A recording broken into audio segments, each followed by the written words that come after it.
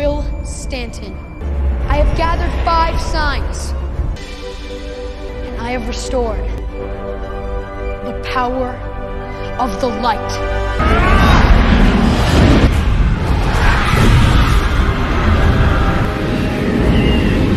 Kamusta kayong lahat? Nandito na naman tayo sa Filipino Chill Recap.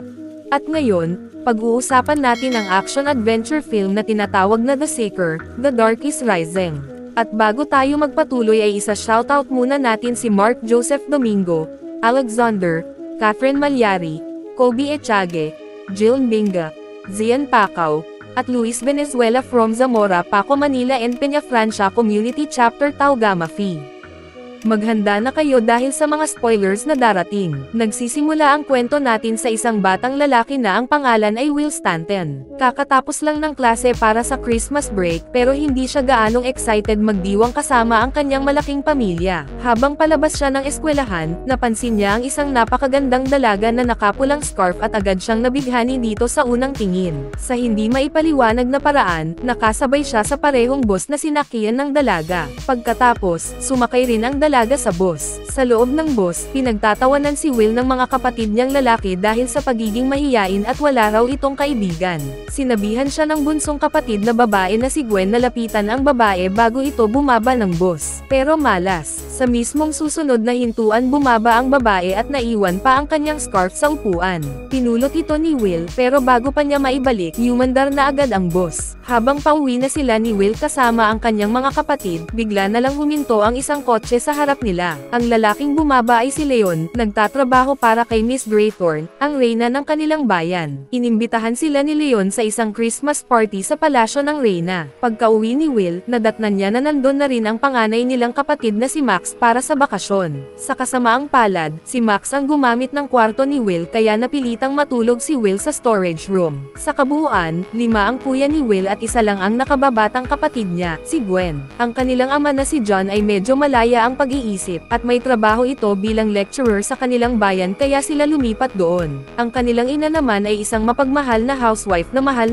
ang kanilang malaking pamilya. Kinagabihan, nagsalo-salo silang lahat para sa hapunan. Tinanong ni John si Max kung saan siya balak magtapos ng kolehiyo. Pagkatapos nito, pinagtripan na naman ng mga kuya si Will dahil hindi raw niya kinausap ang babae sa bus. Kinabukasan, dumating ang dalawang magsasaka na sina Dawson at George, dala-dala ang isang malaking Christmas tree para sa pamilya nila Will. Masayang binati nila si Will ng happy birthday. Pagkatapos, binalaan nila na may paparating na bagyo ngayong gabi, kahit na maliwanag at kalmado ang langit sa labas. Di kalaunan, binigyan si Will ng mga regalo ng kanyang pamilya. Medyo boring ang mga regalo ng iba, pero tuwang-tuwa si Will sa regalo ni Gwen dahil siya lang ang nag-effort at pinag-isipan talaga ang ibibigay. Nang buksan ni Will ang kahon, isang napakagandang relo ang laman nito. Si Gwen mismo ang nagkabit ng relo sa kanyang pulsuhan at sinabihang mag-wish siya. Pumikit si Will at humiling, na sana ay umulan ng snow sa kanila. Gabi na noon nang magising si Will at nakita niyang umuulan na ng snow. Tuwang-tuwa siya dahil yun ang hiling niya, pero sobrang lamig kaya isinara niya agad ang bintana. Kinabukasan, habang nasa hintayan siya ng bus, napansin ni Will ang isang grupo ng mga uwak na lumapag sa isang punong malapit sa kanya.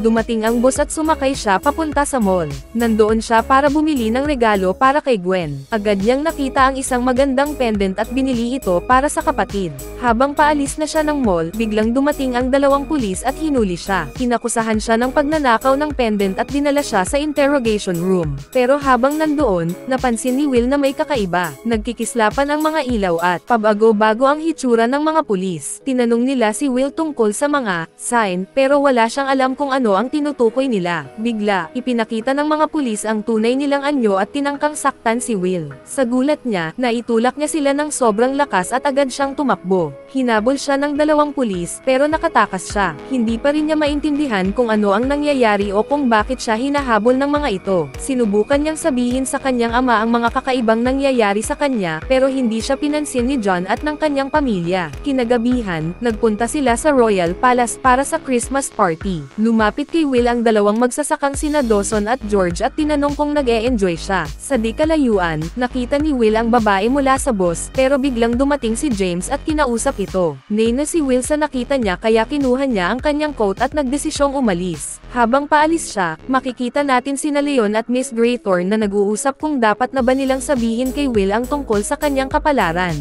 Habang naglalakad si Will mag-isa sa kagubatan, biglang lumitaw ang isang lalaki na nakasakay sa kabayo at may kasamang aso. Hinabol siya ni Will at pinilit takasan ang lalaking ito, pero mabilis ang kabayo at agad siyang nahuli. Tinanong siya ng lalaki tungkol sa mga sign, pero wala pa rin siyang alam tungkol dito. Sakto namang dumating sina Leon at Miss Graythorne at pinapigilan ang lalaki. Umalis ang lalaki pero bago siya tuluyang lumisan, sinabi niyang sa loob ng ilang araw ay babalik ang kapangyarihan ni Will, at sa oras ng pagbabalik niya, wala nang matitirang buhay. Kitang-kita sa mukha ni Will ang pagkagulat at pagkalito, kaya dinala siya ni Leon at Miss Graythorne pabalik sa sinaunang panahon sa pamamagitan ng mahika. Doon nila sinabi kay Will na siya ang sinaunang mandirigmang itinakdang magligtas sa liwanag ng mundo. Ipinaliwanag nila na daan-daang taon na ang nakalilipas, nagkaroon ng digmaan sa pagitan ng liwanag at kadiliman sa isang lugar na tinatawag na Great Hall. Nanalo ang liwanag, pero hindi nito tuluyang napuksa ang dilim.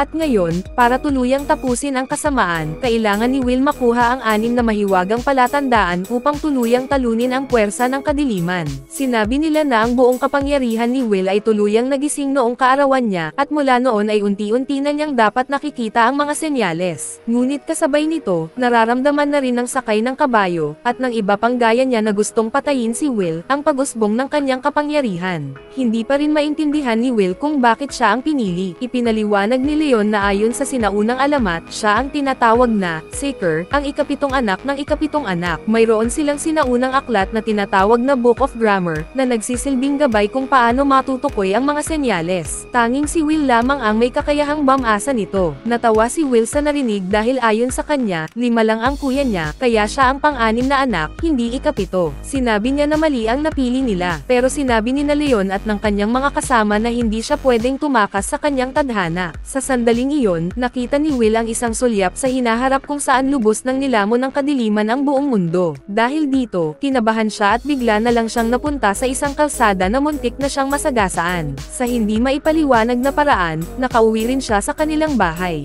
Doon, naghanap siya ng karagdagang impormasyon. Tinanong niya ang ama niyang si John, na isang propesor ng pisika, kung posible ba talagang matalo ng liwanag ang kadiliman. Pero, tinuwanan lang siya ng kanyang ama at sinabing dapat magsaya na lang siya at huwag muna mag-isip ng malalalim na bagay, bata pa raw siya para sa ganyan. Kalaunan, habang nasa storage room si Will, binuksan niya ang isang drawer at bigla siyang nadulas at nasaktan ang kanyang binti. Tinawag ni Mary ang doktor para gamutin siya. Habang hawak-hawak niya ang baso para uminom, narinig niya ang boses ng doktor at agad niyang napagtanto, hindi ito totoong doktor, kundi ang sakay ng kabayo na una nang nagtangkang patayin siya. Pinaalis ng peking doktor si Mary sa ibang kwarto para kunwaring kumuha ng gamit, pero ang totoo, gusto niya makausap si Will ng mag-isa. Hinawakan ng lalaki ang binti ni Will at agad itong gumaling. Sinabi ng doktor na kung ibibigay ni Will ang impormasyon tungkol sa mga palatandaan, maaari niyang hingin ang kahit anong gusto niya. Pero biglang pinalitan ng lalaki ang diskarte. Ginamitan niya ng mahika ang binti ni Will at pinaramdam dito ang matinding sakit. Banta niya, kapag nakipag-ugnayan si Will sa mga sinaunang mandirigma, papatayin niya pati ang pamilya nito. Nang bumalik si Mary sa silid, iniwan ng lalaki si Will na namimilipit sa sakit at sinabing ilang araw pa bago siya gumaling.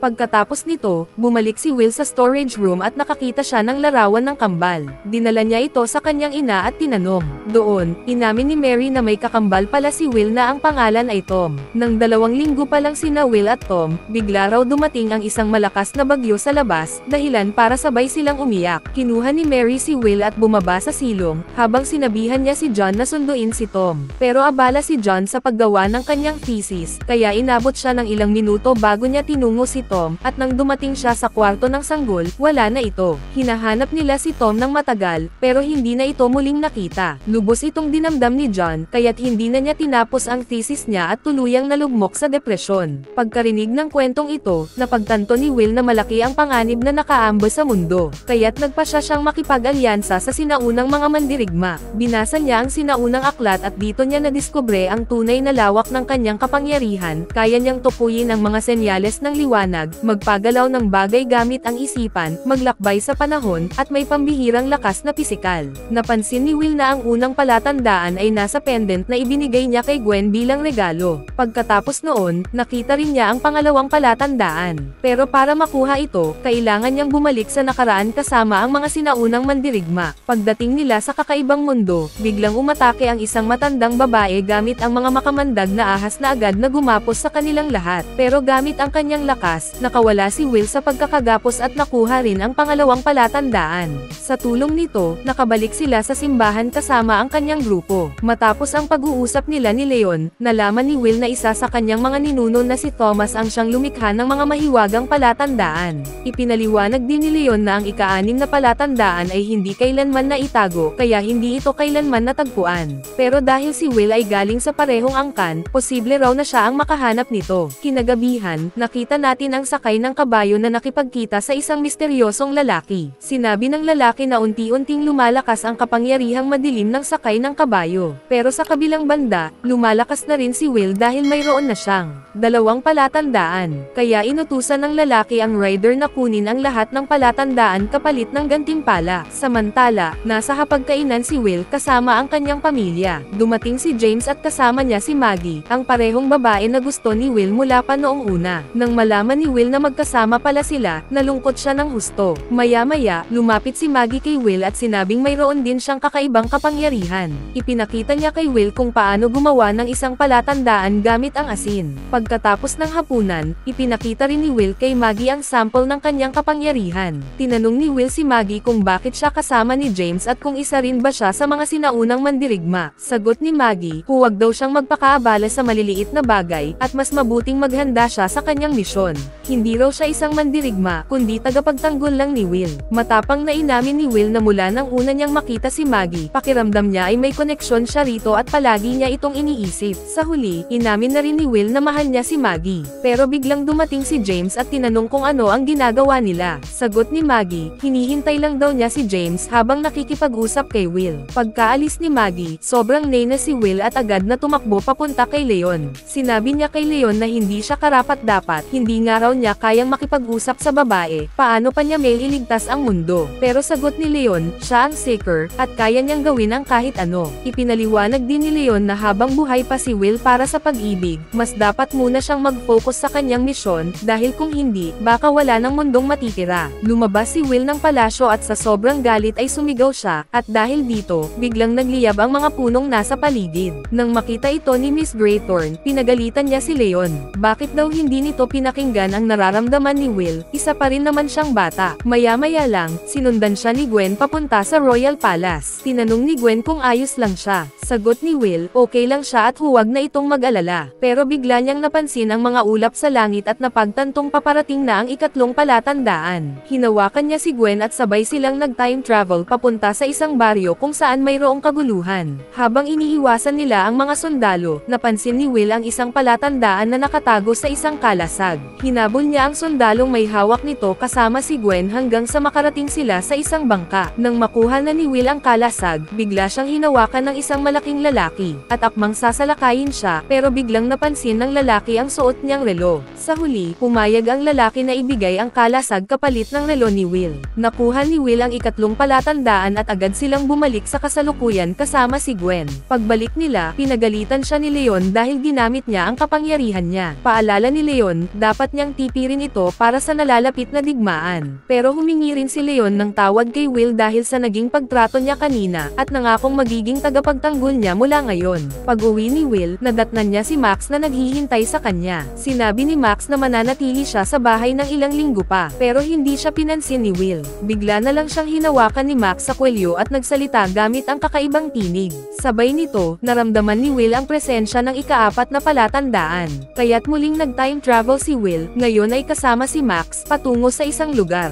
Pero biglang, umatake si Max kay Will at tinakot siyang papatayin kung hindi niya ibibigay ang impormasyon tungkol sa mga palatandaan. Sagot ni Will, alam niyang tumigil sa pag-aaral si Max dahil bumagsak ito sa mga pagsusulit. Ipinaliwanag niya na hindi siya kailanman huhusgahan ng pamilya nila. Hinimok ni Will si Max na palayain ang sarili mula sa kanyang mga takot para hindi na siya kontrolin ng manunulat. Pero nang hindi sumobra ang mga sinabi niya, sinuntok niya si Max hanggang mawalan ito ng malay. Pagkatapos nito, nakuha ni Will ang ika-4 na palatandaan at nakabalik siya sa kasalukuyan. Kinabukasan, nakita nila na natabunan na ng napakalakas na snowstorm ang buong lungsod. Kaya't inanyayahan ni Miss Greythorn sina John at ang buong pamilya niya na tumuloy muna sa Royal Palace para sa kanilang kaligtasan. Habang nangyayari ito, nabunyag na si Maggie ay nakikipagtulungan pala sa Ryder. Sinabi ng manunulat kay Maggie na 4 na ang hawak ni Will na palatandaan, kaya kailangan na niya itong agawin sa lalong madaling panahon. Di kalaunan, nakipagkita si Maggie kay Will sa Royal Palace at tinangkang hingin ang mga palatandaan. Papayag na sana si Will pero bigla niyang napansin ang ika-5 palatandaan. Sa kabila ng panganib, kinuha niya ito at tuluyang tumangging ibigay ang alinmang palatandaan kay Maggie. Samantala, lalong lumalakas ang kapangyarihan ng manunulat kaya nagdulot na siya ng kaguluhan sa lungsod. Habang nangyayari ito, nakarating na si Will sa Great Hall kasama ang mga mandirigma. Ayon sa batas doon, hindi makakapasok ang Ryder hanggat hindi siya iniimbitahan. Biglang narinig nila ang boses ng ama ni Will sa labas, humihiling na pagbuksan siya ng pinto. Pinigilan siya ng mga mandirigma. Narinig din nila ang tinig ni Mary na humihingi ng tulong. Dahil dito, nadala si Will at binuksan ang pinto. Yun pala, panlilinlang lang ito ng Ryder gamit ang mga boses ng pamilya ni Will. Nang makapasok siya, agad niyang pinakawalan ang kanyang madilim na enerhiya at tinakpan ang lahat ng liwanag. Tinangka siyang labanan ng mga sinaunang mandirigma pero masyado siyang makapangyarihan. Isa-isa silang natalo at binalot ng kadiliman. Ngayon, si Will na lang ang natitirang humaharap sa Ryder. Sinabi pa ng manunulat na bata lang si Will at hindi dapat nag-aakalang kaya niyang iligtas ang buong mundo. Ipinakita ng manunulat ang isang mahiwagang bilog kung saan nakakulong ang kambal ni Will, si Tom. Doon inamin ng manunulat na 14 na taon na ang nakalipas mula nang kunin niya si Tom, dahil inakala niyang siya ang seeker. Pagkatapos, itinapon ng manunulat ang mahiwagang bilog sa tubig ng Great Hall.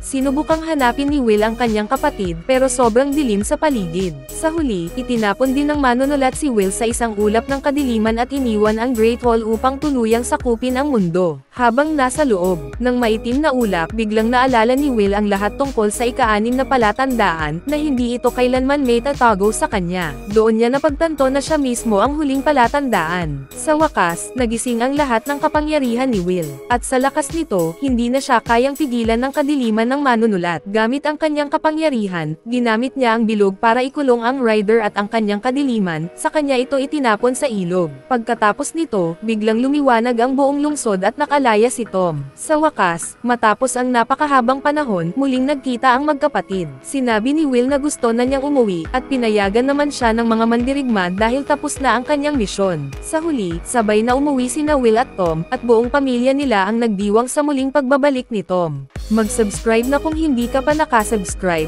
pindutin na rin ang notification bell at like button para sa marami pang movie recap katulad nito, at mag-iwan ng comment down below. And as always, thank you for watching.